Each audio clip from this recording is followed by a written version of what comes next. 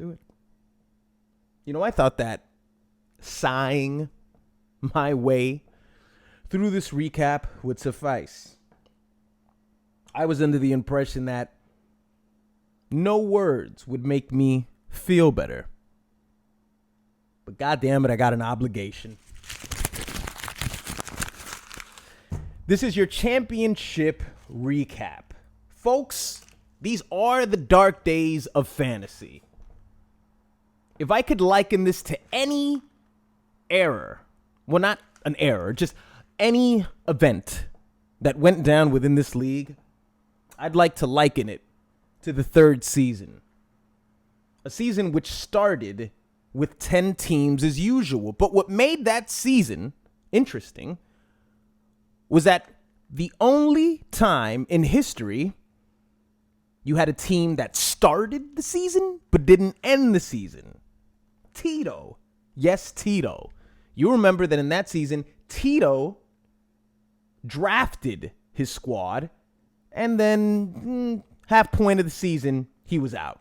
Not sure if we removed him out of the league or if Tito just chose to get out of the league. I would think it's a bit of both, but I lean towards us kicking him out of the league. And we threw Hensel in there. And Hensel, having no fantasy knowledge whatsoever, won the championship. Now, they were dark days. It was also funny because when you think about it, Tito shopped for the groceries, he diced up the ingredients, and Hensel reaped off the benefits and ate everything on the plate. That championship might as well be Tito's. But don't tell Hensel that. So dark days again. It's fucking cloudy. I can barely see. Because Mr. Giblets defeated me by a final score of 133-64. Now, I'm just as surprised as the rest of you. Just as surprised. You're amazed. How could I lose? No, I'm only fucking with you. I tied my season low, which was against Hensel in week 2, by putting up a whopping 64 points. Anemic performances all around. If I go back to that week, which I haven't, I probably wouldn't see such a weak stat sheet. DeAndre Hopkins scored 17 points. Phenomenal game. Putting up wide receiver 1 numbers with 7 catches, 117 yards, 1 touchdown for 17 points. Now, after that, it's like nobody else showed up. Sammy Watkins scored 8. Aaron Rodgers put up a 7.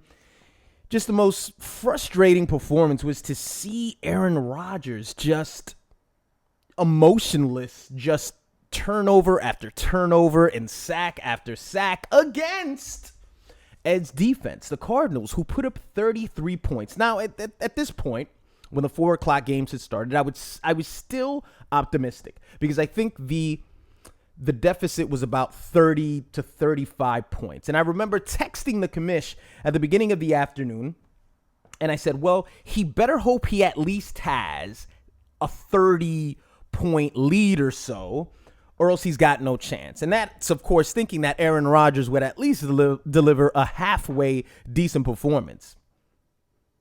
And if you check the papers, you'll see that he didn't need his defense. Because when you get 27 points out of D'Angelo Williams, 10 points out of Jeremy Maclin, 10 points out of Eric Decker, who's a piece of shit. Still don't regret letting go of Eric Decker because I would have never started him in any situation. 14 from Gurley, 13 from Cam Newton, who didn't put in a great performance, but he didn't need it because my point is he had level scoring. Just about everybody on Ed's team scored a touchdown except for Rob Gronkowski. And, of course, Stefan Groskowski can't score a touchdown, but he got 9 points. So when you take those two things into account, the fact that we went off into opposite ends, my team did nothing right and his team did everything right. So this is pretty much what you're going to get. I do take a lot of comfort in knowing that there was no second guessing. last year, no, sorry, not last year. The year before, when I lost to J-Ray, I lost to J-Ray by maybe, I don't know, I think it was like 6 points. Forgot the margin, what it was. And when I lost to him, I remember regretting not starting the Bengals defense, which I normally, I started up until that point, but for some reason I was scared of the matchup. And had I left the Bengals in, that, obviously that point total would have put me as the champion. Now, that didn't happen in this situation. I mean, 64 to 133, I won't even do the math on that one. It's such a big deficit. So as I said, Mr. Giblets wins his very first fantasy championship. I'm not going to congratulate you because, as I said about a week ago or 2 weeks ago, I called Ed an opportunist. I said that he is someone who could present a threat, and he is a lot like the kid who shoots Omar in The Wire, and that analogy holds true still to this day. Because Bundy, the greatest team that this fantasy league has seen, with 2 championships, participated in 4 championship games. And this is what, maybe our 8th season, if that, 8th or 7th, something like that. Still number 1, just not in this particular, the end of this season. But if I could walk away with any positives out of this season, obviously the last game is not a positive.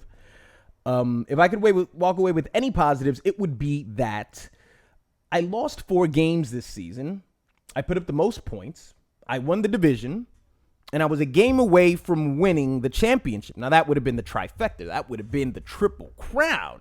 But what it tells me is that the particular, very specific fantasy strategy that I used for the drafting, which I won't walk you fags through because I'll probably do it again next year, was proven to work. Aaron Rodgers, of course, disappointed me. Let's take a look at Aaron Rodgers. Now, Aaron Rodgers, towards the last month of the season, progressively he's just gotten worse. 24 points, week 13, which you guys will famously remember. That was the Thanksgiving game where Aaron threw that shit the fuck up. Was that the Thanksgiving game? Yeah. I believe it was. Yeah, where he threw the ball up and fucking the other Rodgers, he caught it. And he scored 24 points, which, I mean, you can make a case and say that, he was probably going to end up with a 17-point performance, but he just got lucky towards the end. So 24 points there, 18 points against the Cowboys the following week. Against Oakland, he gets a 10.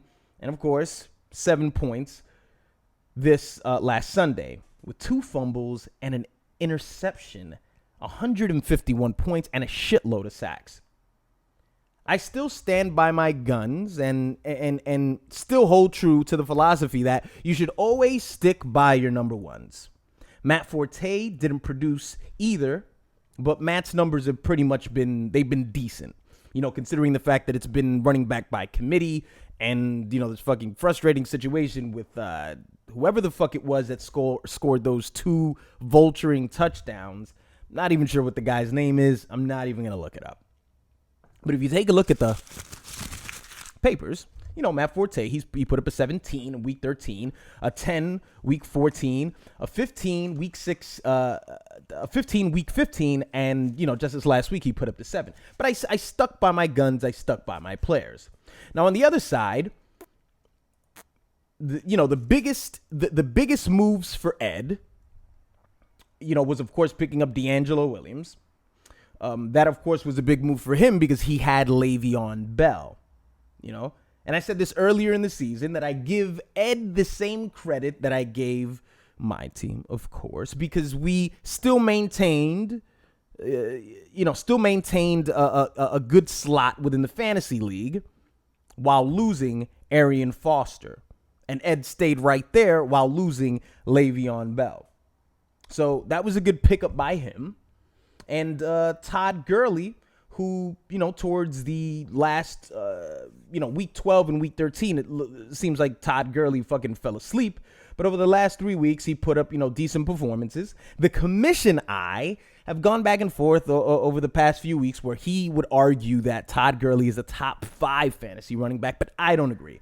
I would definitely, if you consider his workload probably for the next season, it's possible that maybe he could creep into the top 10, but I would say top 15 because I'm always of the belief that when you're on a team that doesn't present a lot of threats, for the next season, people will build their playbooks on stopping you. So the jury's out. So now that people know what Todd Gurley's capable of, look, he may be ranked a bit high, but I think by the end of the season, it's just not going to be as good as his ranking because he's going to be a bit, they're going to expect a bit much from him. You know what I'm saying?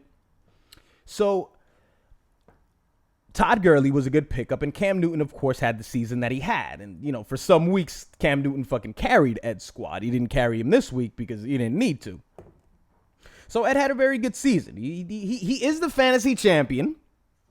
He is the fucking fantasy champion. These are dark days, ladies and gentlemen, where Ed becomes the winner of a league that he was a total non-factor in several years ago and comes out of nowhere and wins the championship.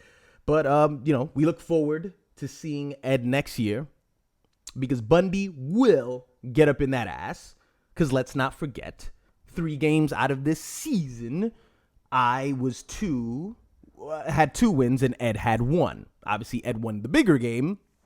But it's going to be no different next year, except I would expect it to be in a different order if Ed and I were to meet in the championship again, which I doubt. I don't even know how this fucking happened. This is kind of similar to when Andy made it last year. I was just like, I don't know how Andy made it. This was a glitch in the system that Andy made it.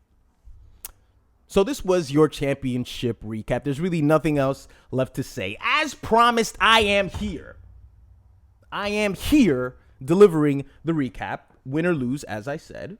I was gonna come back and basically give you guys an overview, and that's exactly what I've done. This has been a very exciting fantasy season, and of course, you fucks, I hope you can appreciate the fact that I have added some color to this season, which otherwise is always fucking boring because most of you fucks only care about a fantasy season unless you play for money because you're fucking pathetic. Put some effort into your team for the next season. Maybe we can negotiate, something where we all put in $1. Would that make you guys fucking give a shit a little more? I don't know, $1, winner, gets a fucking McDonald's value meal. Those things probably cost like $9 nowadays. All right. So this was your championship recap. Congratulations to Mr. Giblets. Fuck you. Most importantly, I'm going to need all of you guys to go fuck yourselves because I am Team Bundy. And in the end, I will end up the victor.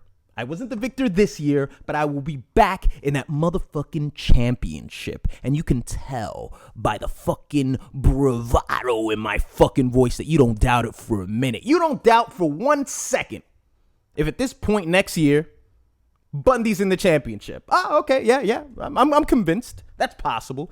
And you know why it's possible? Because the Bundy team is a strategic juggernaut. And yeah, the metrics didn't work in our favor this year. They didn't.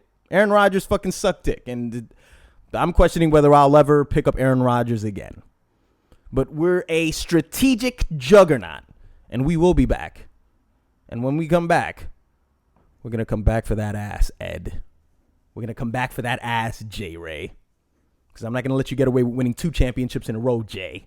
You're still on my sight. You're still in my scope. I don't care whether I beat you this year or not, motherfucker.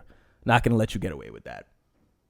The rest of you fucks, Commish. You're due for another one, Commish. Pedro, it's been a while. It's been a while. You won the division. You should have been closer. Eric, you're worthless. Last place team. Paul, no clue what's going on with you and as far as your drafting. Andy, you need to trade. Hensel, you got to care more. And Joe, go fuck yourself, Joe. Go fuck yourselves.